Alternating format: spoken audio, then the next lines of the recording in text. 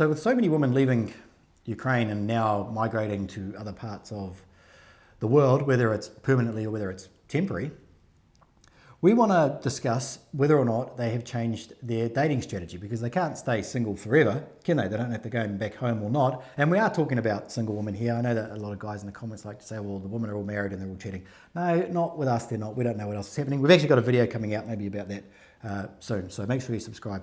So have they changed their dating strategy? And in this video, we're going to talk about race, different races of men that maybe they may or may not be dating, and also age, in terms of what's the spread between the ages, the age gap. For ones who are new to our channel, my name is Luba.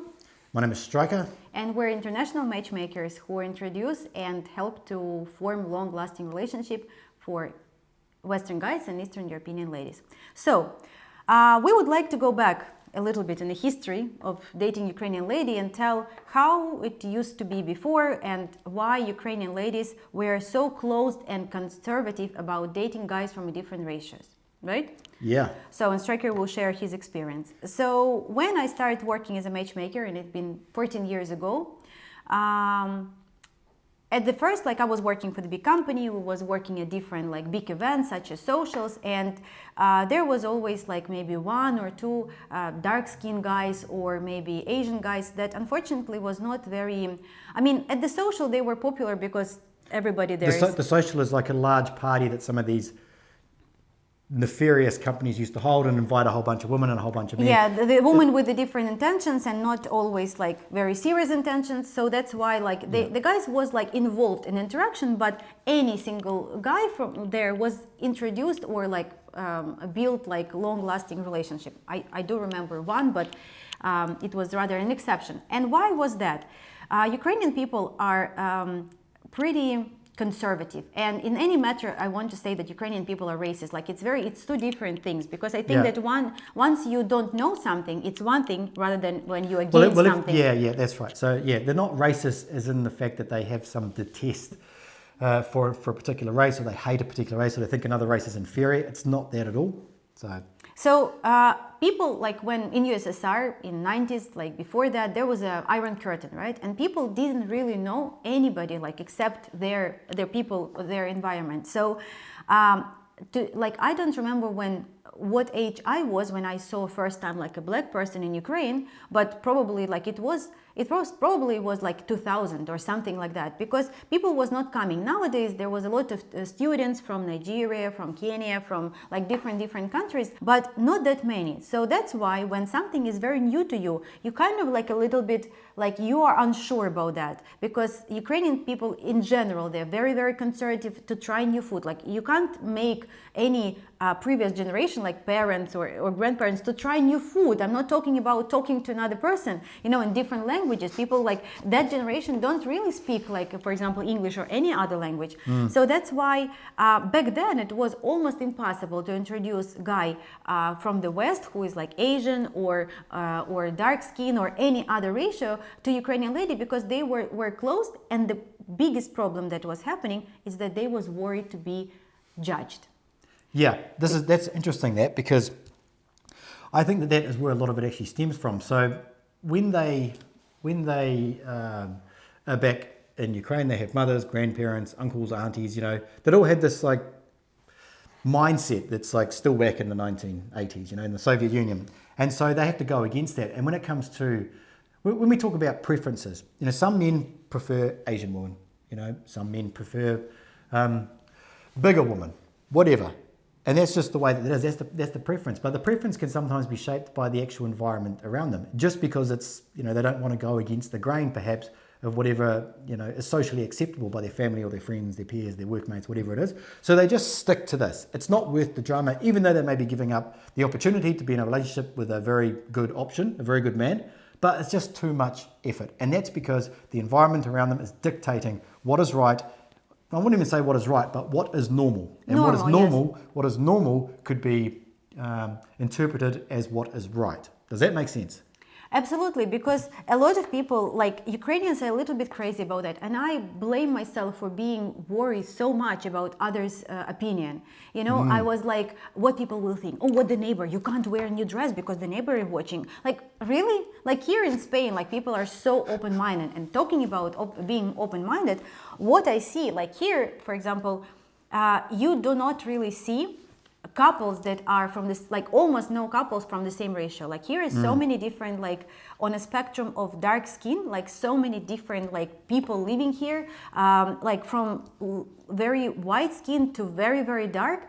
And when you see the couple here or a family, you see the kids are a mixture, the husband and wife are a mixture, like it just, and it become, in your eyes, you live here, like it become absolutely acceptable, normal. You don't even pay attention to that. Like when in Ukraine, you would see a couple like from a different race, like you would like, oh, what, like, you've seen like this, like it's all like what people will do. Nowadays, it becomes so much more open. So now I guess like the way to think about it, in other countries, you know, where it's more normal, right? It's more normal to have these interracial couples.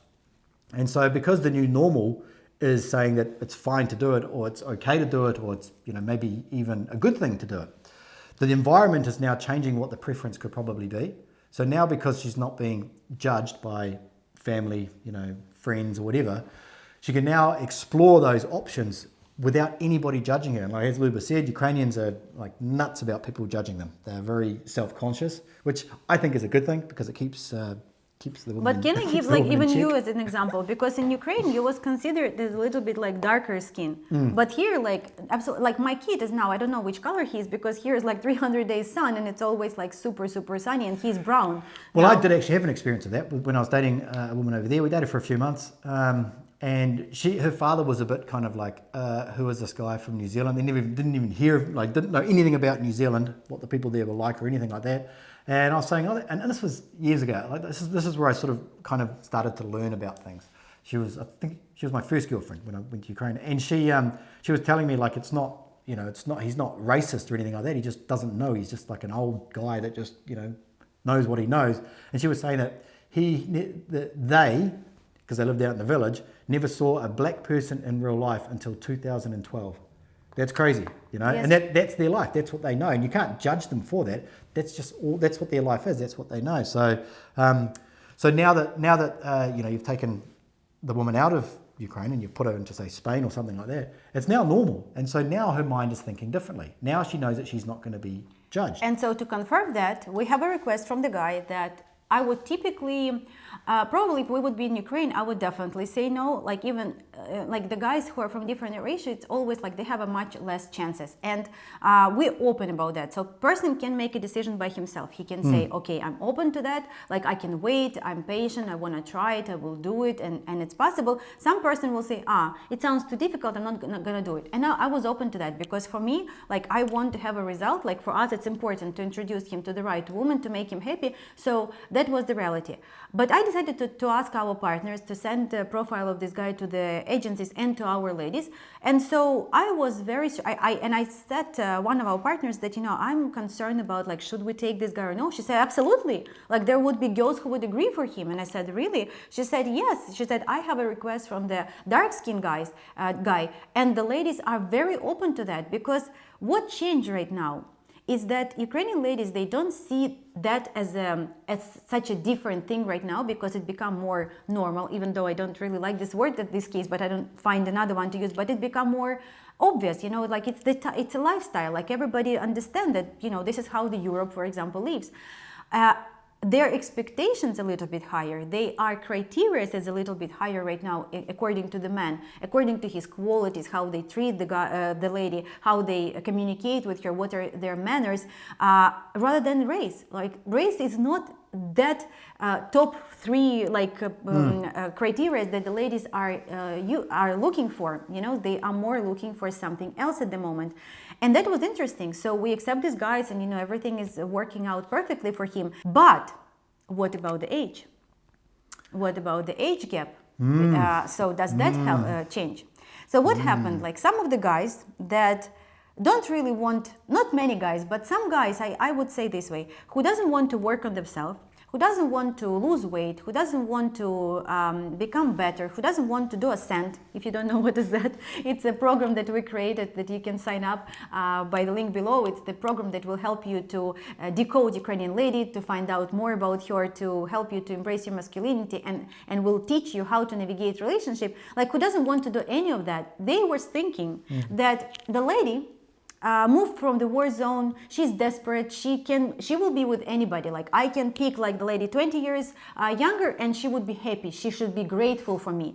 Guys, I don't know who told you this. Like, did you come up with this idea by yourself or some bloggers did it? I don't know. But that is not true. I'm telling you right now. I don't want you to live in these empty hopes and being angry why you can't find a lady. The people who say, oh, just come to the club and just any girl will come to you. It's not true. It's not happening. Like, do you have any evidence of that? Do you have any successful couple who met and like the guy just came and say, you come to me tonight, I will check it out, and then it's not happening. I don't know why I said that, but it's not happening like that, right? Like, it's not. Yeah. The ladies at the moment have higher standards. They looking for somebody with whom they can really go through everything in life, because they already go through so much.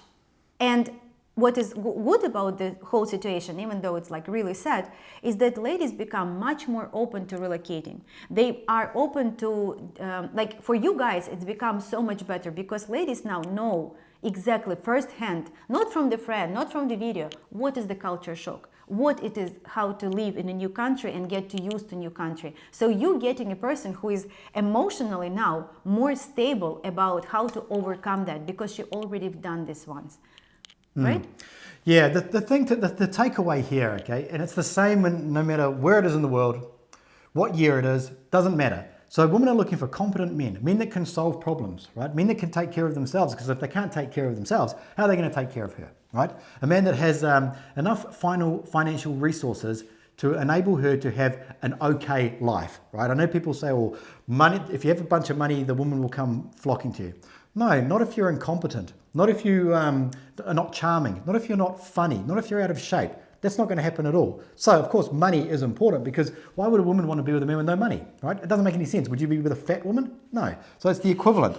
And that's the reality of it. But the obvious part is sometimes not so obvious. So it's all about that. So if you can do those things, if you can work on yourself, this is the most important thing. Instead of focusing on how big of an age gap can I get, you know, will she be dating a particular race? So do I have more chance or less chance? The playing field now is now leveled, yes. Right? But it's now, can you work on yourself? Can you be a better man in regards to what a woman views as a strong, confident man that can solve problems, that is competent? Can you be a better man than someone else? And if you can't, you should sign up for a scene down below, because we'll teach you how to do it. Definitely. You know, I can't, like, we wrote a course before that, you know, we never really like push hard to sell, like it was just sold automatically, but Ascent is something that you must get, because there is one video that I personally like absolutely love. It's about female masculine equilibrium, and if you will get it, if you will get what we talk there, like, your problems are solved, like, you will understand it. But what I'm trying to say also is very important, is that ladies who move to Europe, they figure it out and they become stronger and they become more masculine. When you watch the video about female masculine equilibrium, you will understand what I'm speaking about. But they become stronger, they survive, they find a way how to survive and how to make okay living for them and their kids. Somebody make okay living, somebody make very good living, even better than in Ukraine. And so there's the percentage of desperate women like are so low, like that we don't even deal with. And a lot of ladies that we have, they are with us, for example, still before the war. They registered before the war, and so nothing really changed. They are looking for the right man to feed them, right? And so please do not try to find kind of like excuses to not make yourself better. Yeah, don't try and find the shortcut. You know, I know a lot of men make excuses. Oh, well, they're just after money, so they cut themselves out of the race and they go, well, if I had more money, I could do it, but I don't, so I'm out. So they're all a bunch of bitches, and you know they'll say all the bad. We did a video about it, about this. So don't make excuses. If you want to go and do it, do it. Of course, you have to have the means and the time, the financial resources to go and do this. Otherwise, you can't go and do it, and that's perfectly fine. Not everybody is supposed to do it. This is not a given. It's not, you know, we're not selling water or bread or medicine. This is something that somebody should do if they're ready to go and do it, and they can afford to do it. They have the time to do it. They're willing to work on themselves, and they're willing to go through this journey. And that's all it is. It's that simple.